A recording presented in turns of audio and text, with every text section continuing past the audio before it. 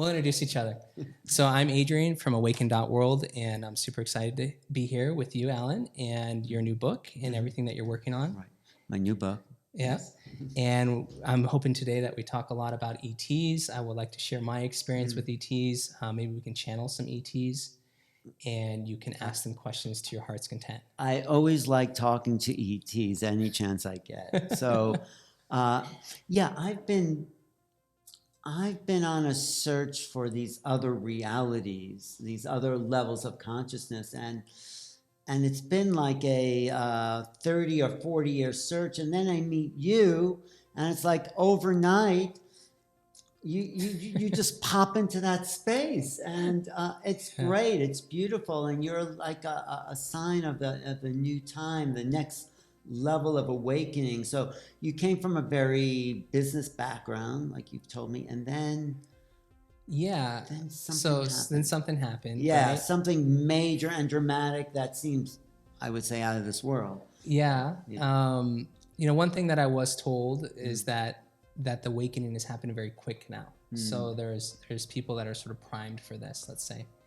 And apparently maybe I'm one of them, and I didn't know that.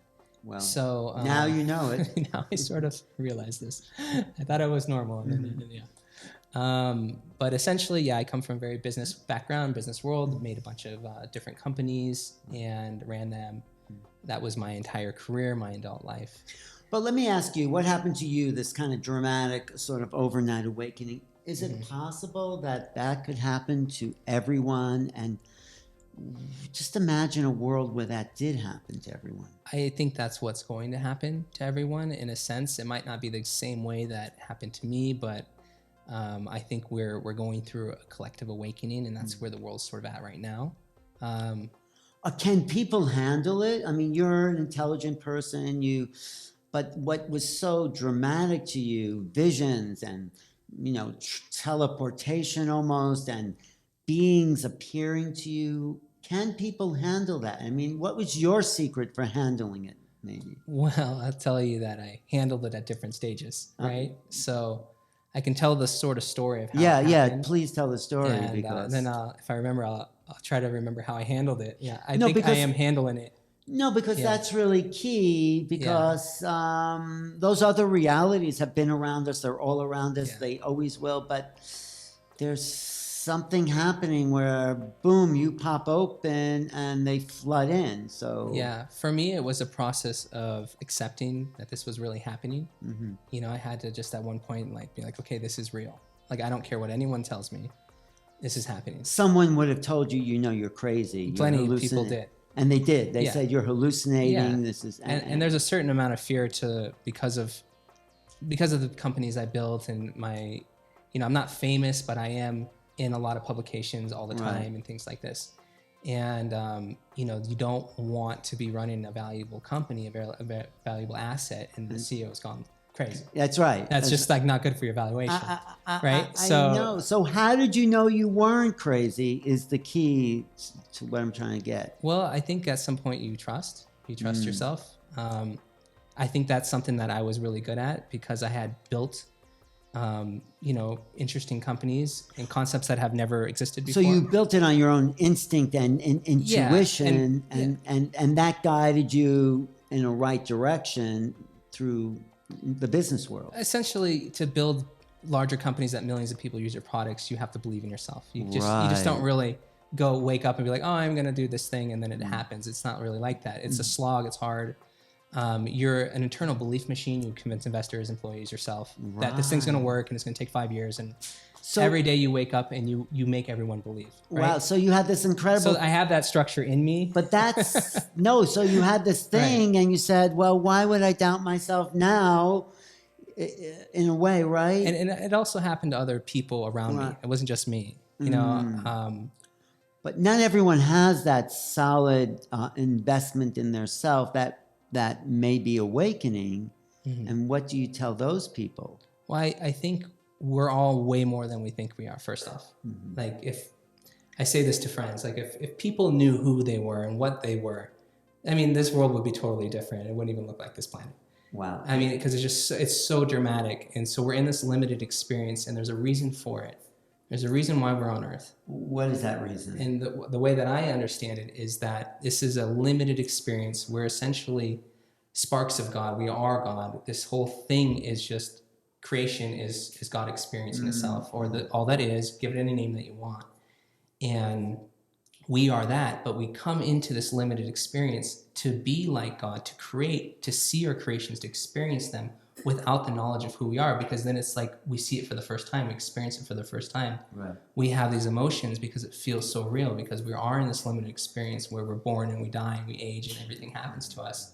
And without that knowledge, it's insane. That experience is super intense. It's insane with the experience too. Yeah. And if we truly knew that we were immortal, we truly knew that we were all that was, we truly knew we were just one consciousness experiencing ourselves in all these millions of facets and billions and trillions or whatever number you want to put on it, it's a different experience. It's still an amazing experience, and the higher realms are like that, but it's a different one. So my question from your perspective is, was the limitation the self-imposed so we can learn those experiences, or has it been imposed upon us by other beings that want to keep us in our smallness?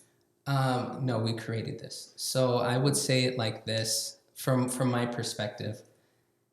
The way that consciousness expands is through new experiences. Mm-hmm. And there came a time in creation where there was all these non-physical and amazing planets and beings, and that was all of us, right? Mm-hmm. Angelic beings, different kinds of beings. Right. And they started to experience everything that could be. And so they experimented with different ways of experience.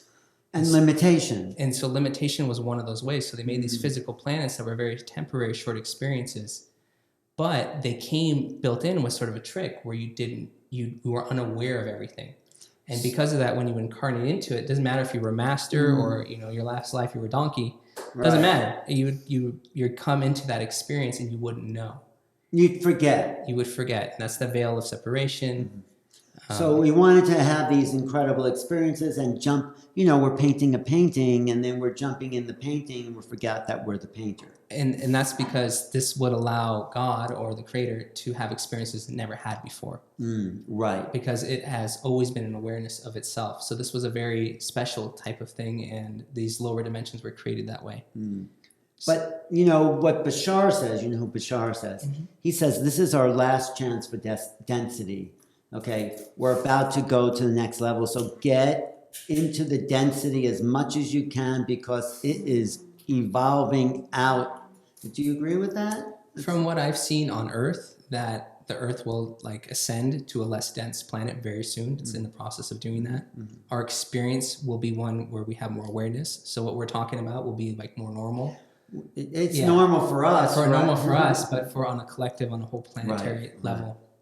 And that does take away a lot of the mystery. It changes the human experience dramatically. It takes a lot away the mystery of what? What's the mystery you mean? Well, I mean, the human experience, we don't know who we are. We don't know that life is forever. We don't know all these things. And so everything seems so important. Right. It's just like a huge deal when something doesn't work out the way you need it to work out right now. Yes. You need it yesterday and better and everything, right? Yes. Because, you're going down at some point and you have to have this, what you have. Right. And it comes from a very deep level that are impermanence in the world. Mm-hmm. And that comes from ignorance in a sense. And that ignorance is not a good or bad thing. It's a designed experience that we're in. But even if we know we're infinite, there is disappointment. There is things that so we're still in the world. Yep. We'll always be in the world, but I guess the idea is to live in both worlds at the same time. That's where we're going, is a recognition of who and what we are, but then bring that into this earthly world. So what does the world then look like? When you talked about a 10-year period of this transition. So if we can just look at the future a little bit, what do you see as this different level, this level of light and harmony that we can live into? How does that look? Well, this would be a good thing to channel on, but from things that I've seen so far, it seems very much like Earth. Mm-hmm. You're still human, you're still flesh and blood, you still probably live that 100 years or so. Yes, it will change until you live longer and things like this. But that initial experience, that one that we're going to experience, probably very much like Earth. Now, we'll know more. There will be contact with ETs.